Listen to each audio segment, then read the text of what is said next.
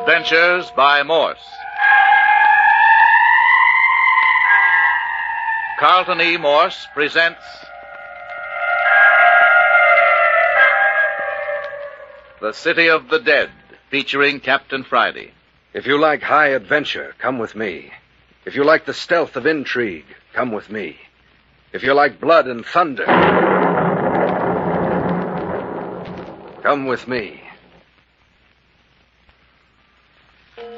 2 o'clock on the morning of the third day in the City of the Dead. 3 nights and 2 days have been spent in this old abandoned cemetery. This is the morning of the third day. But let Captain Friday tell you. At midnight, we were asleep in the cottage of my father, Mayor Friday, who's caretaker of the old cemetery.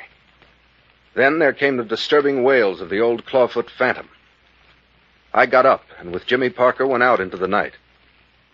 Almost immediately, we stumbled onto a trail of bones that led us among the tombstones down into the City of the Dead. It led to a grave upon whose headstone had been placed a skull. It was a freshly opened grave, and there was a man down in it, digging. So much for that. In the meantime, Dr. Tooner had been left at the cottage with Phyllis Carroll, kept abed by her knife wound. Also, the old mare was supposedly asleep in one of the bedrooms, locked in by Captain Friday, so that he would not be disturbed. Dr. Tooner became frightened when old Clawfoot began to prowl outside the door and broke into Mayor Friday's room, only to find that he was not in the locked room at all. And then the Clawfoot creature took measure in his own hands. He broke into the front door, overwhelmed Dr. Tooner, and came to the bed beside the girl. When it reached toward her, she cried out and lost consciousness. It is now 2 a.m, and we are down in the City of the Dead, where Captain Friday and Jimmy Parker are watching the ghoul at work in the grave of old Ernie Morton. Get down, Parker. Down on your face and keep still. Did you see who it was digging in the grave, Captain? Keep still, I tell you. Not a move out of you. Don't even raise your head to look. Why so mysterious? Who is it? Never mind. You do as I say. Keep down here behind this tombstone. Here, where you going? Keep still. Now listen, I'm going to sneak out alone. Yeah, but... Be quiet. I'm going out alone because it'll make less noise. He's down in the grave now. I want to catch him red-handed. Well, I think that's a fool idea. Let me go along. You do what I tell you, Parker. Yeah, but he'll be desperate. He's liable to be the killer. I can take care of myself. Now mind you, do what I say. Don't move a muscle until you hear me yell. I'll yell when I jump him. I don't like That it. doesn't make any difference. Remember now, wait until I yell.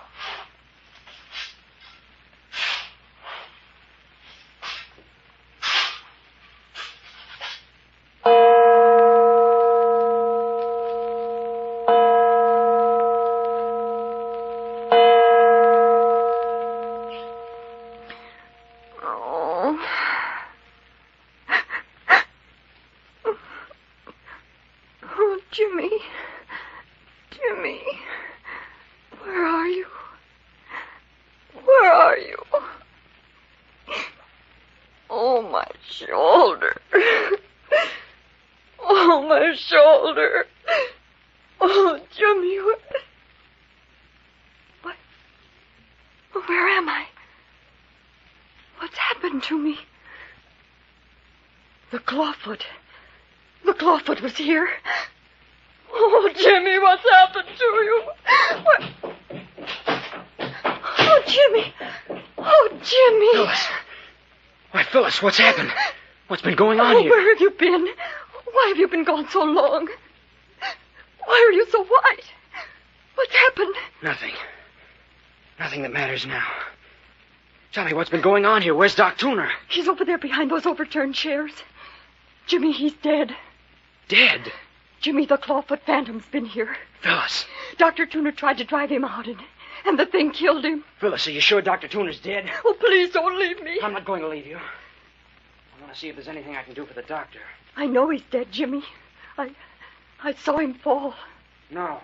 No, he's not, Phil. No, he's not dead. He's still breathing. Oh, I'm glad. I'm glad. Oh, wait, I'll get him on the lounge. I don't think he's very badly hurt. There. Looks to me like he's just been knocked out. Oh, that's wonderful. What a fight there must have been. This place is a wreck. Everything upside down. Yes, it was pretty bad. And what happened after old Clawfoot knocked the doctor out? It turned on me. It made a little mewing wail. I never felt so awful in my life. Mewing wail? Phyllis, what are you saying? It was just like that, Jimmy. Just as though it was an animal that was glad to see me. Oh, for goodness sake. It crept toward me, wailing a little soft wail.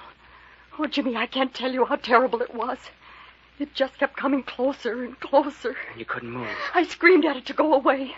I begged it not to come near me, but it kept coming on and on. And then suddenly it was over me. It stretched out a lean claw hand. Oh, Phil, dear. And then I fainted. Ah, you poor kid. I thought you'd be safe here. I'd never let you. I just came to. Just a moment before you came in. The thing was gone. I wish I knew what to do about Doc Tuna there. You're certain he isn't dying? No, he's not dying. Just a bump on the head. He'll be around presently. Hey, where's Mayor Friday? Who broke open his door? I forgot all about him. We don't know. What do you mean you don't know? We don't know what's become of him. When old Clawfoot began to wail outside, Dr. Tooner broke in the door to awaken him. But the mayor wasn't any place in the room. Yeah, but that's silly, Phil. We saw Captain Friday lock his father in. He wasn't there. He'd vanished. Vanished from a barred and locked room? And I've got to lie here in this miserable bed with my shoulder hurt. Oh, what if something should come after me? I couldn't run. I couldn't do anything. Don't you worry about that, Phil. I'm not moving from your side from now on. But what about you? You were so white when you came in. Something's happened. Why don't you tell me? Oh, what do you mean, Phil? You're holding something back. What happened out there in the city of the dead? Why were you so white when you ran into the house? Where is Captain Friday? Well, Phyllis... Has something happened to the captain? Now, Phyllis, you've got enough to worry about. Don't bother your head about it. It's Dr. Tooner. Yeah, still He's unconscious. groaning. He's still unconscious, but he'll be around pretty soon now. Oh, Jimmy Parker, you tell me what happened. You've got to tell me. Is he dead? Is Captain Friday dead? No. That is, I don't know. You don't know? Well, weren't you with him all the time? Oh, Jimmy, don't put me off. I'm not putting you off, Phyllis. Honestly, I don't know. Then... Phil, Captain Friday's vanished. Vanished? Captain Friday's vanished. Oh, Jimmy. Now, Phyllis, don't give way. Please don't. Oh, but first the mayor disappeared, and now his son. Jimmy, do you think we're to be next? Of course not. But think of what's happened. First it was my cousin, Bert Arnold. They strangled him and threw him in an old grave. Oh, don't talk about it, Phil. It'll only make you feel worse. And then that stranger was stabbed to death outside your window. Well, we know old Clawfoot did that. We saw him. And then Lammy Fink, frightened to death. What is there in the world that could frighten a person to death? Well, that old caretaker was always scared of a cemetery at night, you know that. But what a horrible way to die. I've heard that a person's heart sometimes bursts wide open with fear. Did you ever hear of that, Jimmy? No, of course not. Stop it now, Phil. You're frightening yourself sick with this kind of talk. And then Mayor Friday vanished from a barred room. Oh, Phil, I tell you... And now Captain Friday. Tell me, Jimmy, how did Captain Friday disappear? How did it happen? Oh, listen here, Phil. Wait until morning, won't you? Wait until daylight and I'll tell you all about it. It'll only be a few hours now. No, I want to hear now. But Phyllis, it's not a nice story. Tell me now. Well, I left the house and went to the shed where we laid out the skeleton.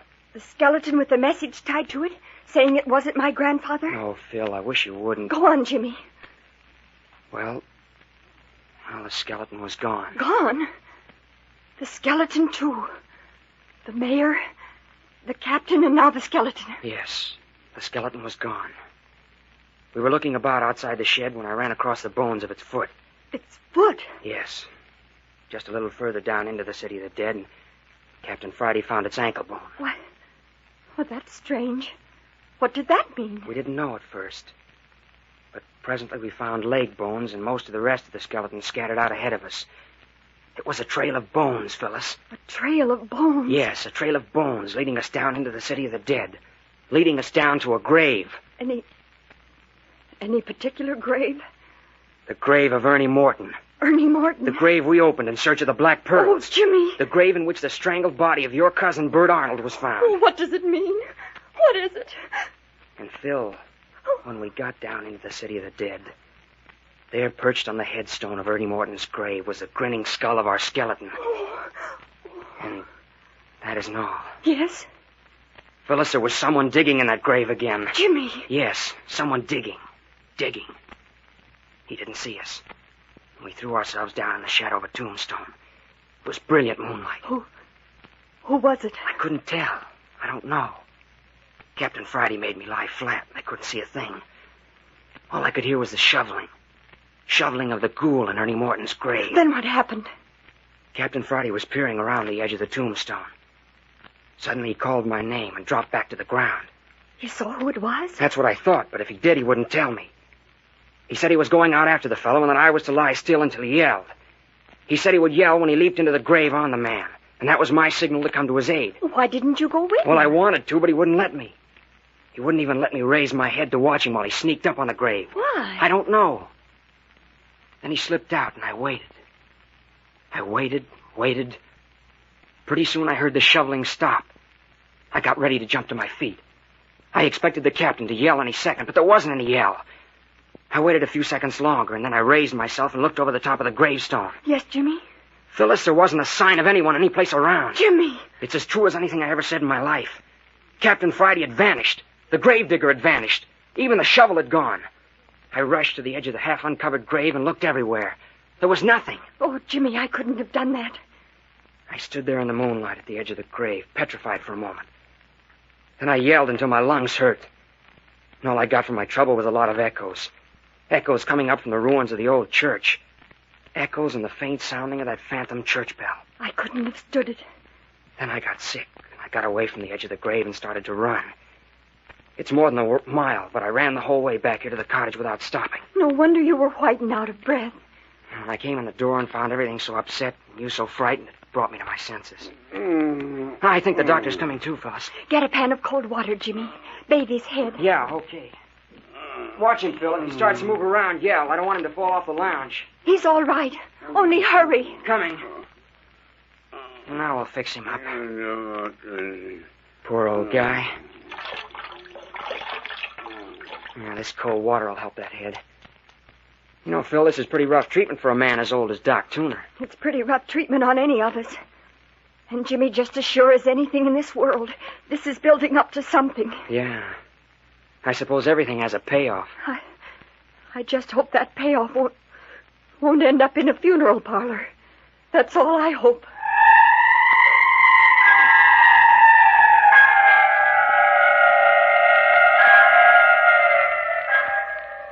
The old mare missing, Captain Friday missing. The prowling of old Clawfoot is building up to something more surely than Phyllis Carroll can know. And on the next appearance of one of these three, who is even now making his way between the moonlit headstones toward the cottage. But more of that in just a moment. Oh, my head. He's coming to all right, Phil. I'm awfully sorry about him. He's been so kind to me. The mayor keeps some stimulant around here somewhere. I think a little something would do him good. I saw it on the lower left-hand shelf in the kitchen cupboard, Jimmy. Oh, good. I'll get it. Did you find it, Jimmy? Yeah, I got it. This'll snap him out of it. Here now, Doc. Try and drink this.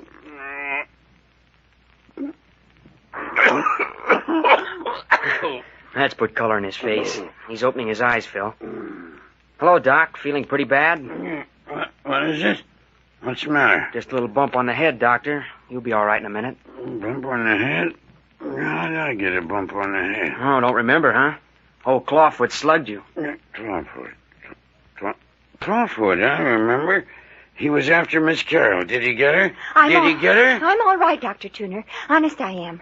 Don't you worry about me a bit. Oh, I shouldn't have let that thing get the best of me. I guess I ain't as young as I used to be. Well, don't you worry about that. You put up a good fight. Phyllis told me all about it. I'm still a good fighting man, Parker. I'd have brained that thing with the poker if my foot hadn't slipped. That's what was the matter. My foot slipped. Yeah, of course, Dr. Tuner. That's the way it happened.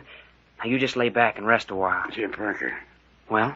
You know, I'm feeling kind of dejected like. I think I could do with another spoonful out of that bottle. Oh, that's right, sir. I'll bet you could. In just a minute, I'll fix it for you. Here you are. Oh, thanks, Parker. Yeah, that's all right. Now you just lie still for a bit until you feel stronger. Jimmy, could I have a drink of water? Oh, sure thing. Now, I'll have it for you in a jiffy.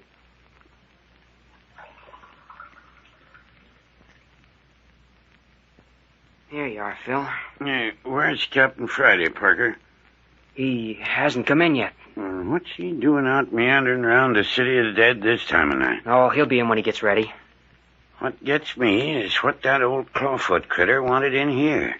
I reckon he didn't come from Miss Carroll after all, seeing as he went away without hurting her none. Did you see what he did after I was knocked out, Miss Carroll? No, Dr. Tuner.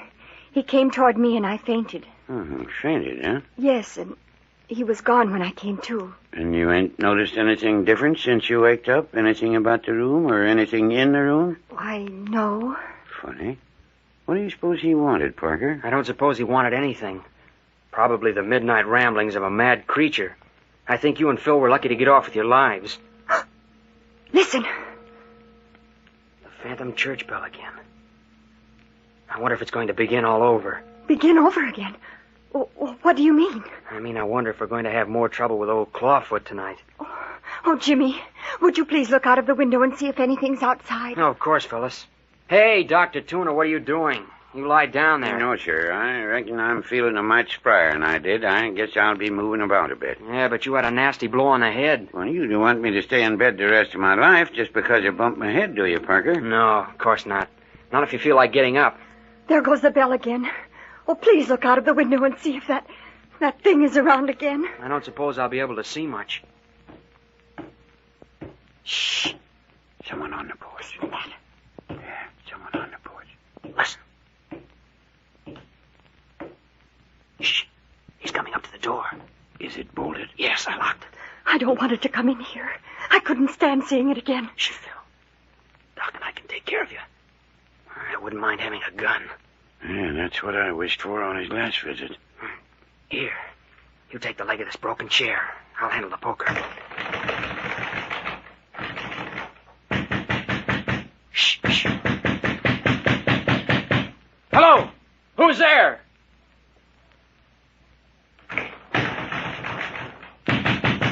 Mean disposition, whoever he is. Oh, Jimmy, I'm so afraid. Hi, you out there! You better answer if you know what's good for you. That's right. We're two against you. You ain't got a chance. Doc Tuner. Doc Tuner, is that you? It's Mayor Friday. Will that be? Sure, it's me, Mayor. Here, unlock that door and let the mayor in. Dr. Tuner, are you certain it's the mayor? Certain? Of course I'm certain. Go on, open the door, Parker. Yeah, what did I tell you? Of course it's the mayor. Well, why shouldn't it be me? What in tarnation you going to lock me out for? Well, why didn't you answer instead of tromping up on the porch and banging on the door without a word? Because I ain't used to asking for permission to enter my own house. What in the Sam Hills happened here anyway? Who broke that chair? Who smashed in that door? I reckon it couldn't be helped, Mayor. We had a little visit from old Clawfoot while you were out. Clawfoot? I reckon so. By the way, Mayor Friday, where have you been all night? Curious young squirt, ain't you, Parker? Perhaps so, but a lot of things have been happening around the city of the dead tonight, and I think you can throw light on a great deal of it. What's been happening? Well, to begin with, we all saw Captain Friday lock you in that room there before he and I went out into the city of the dead. You saw the captain lock me in? That's right, Mayor. I reckon we all saw him do it. Doc, you saw him lock me in? I reckon that's right, Mayor. Well, when was that, Doc? Just before he and young Parker here went out. I reckon it was something about like midnight, Mayor. Oh. How'd you get out, Mayor Friday? Where's the captain, Parker? Why, he vanished. Vanished? Yes. We went down into the city of the dead together and, well, he disappeared. You mean something's happened to my son, Parker? I'm sorry, Mayor Friday. I don't know what happened to him. You see, we found someone digging in Ernie Morton's grave. Ernie Morton's grave? Yes. Captain Friday made me lie down behind a tombstone while he crept up to the grave. He told me to wait until he shouted. Well? He never shouted. Didn't shout? No. I waited as long as I thought it wise, and then I followed. What did you see? Nothing. Captain Friday had vanished, and so had the fellow that had been digging. Did you see who it was in that grave? No. When I got to the edge of the grave, there was nothing but a partly filled hole. That's a likely story, young man. Well, it's true. Yeah, I reckon I know better than that. Well, what do you mean? Just what I say. It just happens that I came up through the city of the dead right by Ernie Morton's grave not half an hour ago, and that grave ain't been touched. Maybe, though, you filled up the grave before you came in. No, I left it just as it was. You say it's filled up now? Reckon it ain't been opened this night. Well, I tell you it was open. And I tell you, Parker, if you killed my son, it's going to be the last sneaking thing you do. That's the most asinine statement I ever heard. Oh, another country heard from. Phyllis is right. It is asinine. Now, look here, Mayor. Are you certain Ernie Morton's grave hasn't been dug into? I'll take you down there if you can't take my word for it. No, if you say so, Mayor, it's so. But look here, Parker ain't been acting like my idea of a killer. You're an old fool, Doc Tuner. How do you know how a killer acts? Now then, Mayor, you can't make me believe that you think the captain's dead. I ain't lived around you 40 years for nothing. If you really thought anything had happened to that boy... You keep your thoughts to yourself, Doc Tuner. But Mayor Friday, why would Jimmy do a thing like that? He hadn't any reason. Honestly, he didn't. The captain was getting too much on him. Of course he had reason. Plenty of reason. Oh, no. Honestly, Jimmy wouldn't hurt anyone. Honestly. There now, Miss Carroll. Oh, Phil, don't cry. It's all right. Oh, but you didn't. Now, Miss Carroll, you've gone and made yourself unhappy again. You've had too much trouble tonight. Oh, but Dr. Tuner, you know Jimmy wouldn't hurt anybody, don't you? Well, yes, of course. Here, now, you let me straighten out your pillow for you. But the mayor said... There now. Let me lift you up a little. There, now I can fix that pillow. I'll give you a powder that'll put... Hello. What's this under your pillow? Why, I don't know. Look here, Mayor, Parker, look. Look what I found under Miss Carroll's pillow. What is it? Let me see. What have you got there, Dr. Tuner? A black pearl. A black pearl. Jumping Jerusalem. Did you ever see anything like it? A black pearl as big as a pigeon's egg. But where'd it come from? Dr. Tuner, where did you get it? I found it under Miss Carroll's pillow, just where I said I found it. Phil, where did you get it? I don't know. It isn't mine.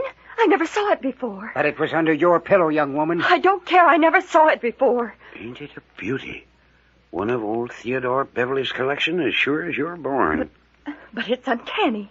How did it get under my pillow? Well, one thing's certain now anyway. What's that, son? That somebody has found the pearls. Their whereabouts is no longer a secret to somebody. And to someone in this group. How do you figure that out, Mayor? Because we're the only ones who've had an opportunity of placing the pearl under the girl's pillow. Old Clawfoot. It was old Clawfoot. By jiggers, I wonder. Of course it was old Clawfoot.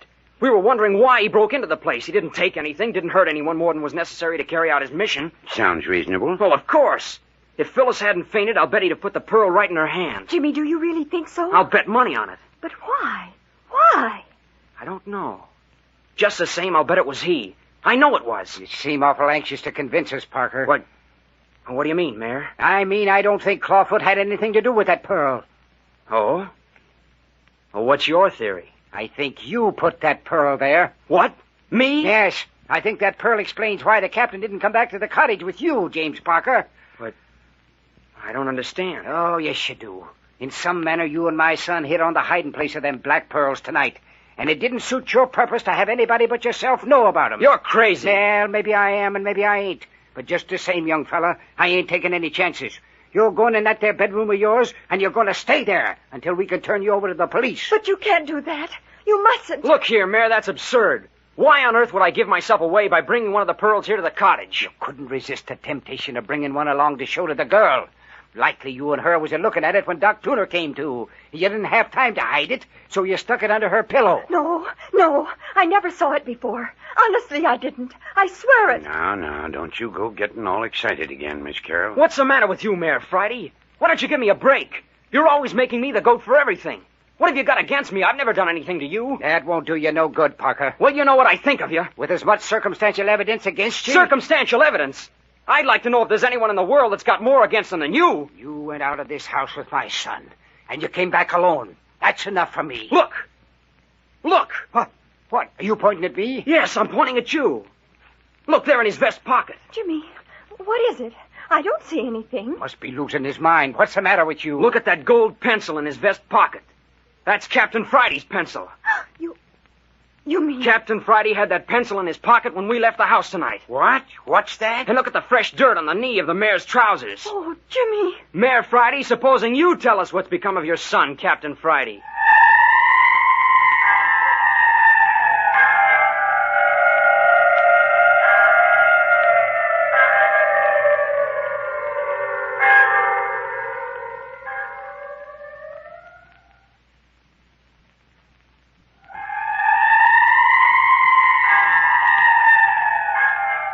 There have been many clues pointing to old Mayor Friday of the City of the Dead all along. But now, had he finally hanged himself? And was it Clawfoot who left the Black Pearl for Phyllis? Not only these questions, but the whereabouts of Captain Friday will be brought to you next week when Carlton E. Morse presents Chapter 8 of The City of the Dead, entitled The Kidnapping of Clawfoot.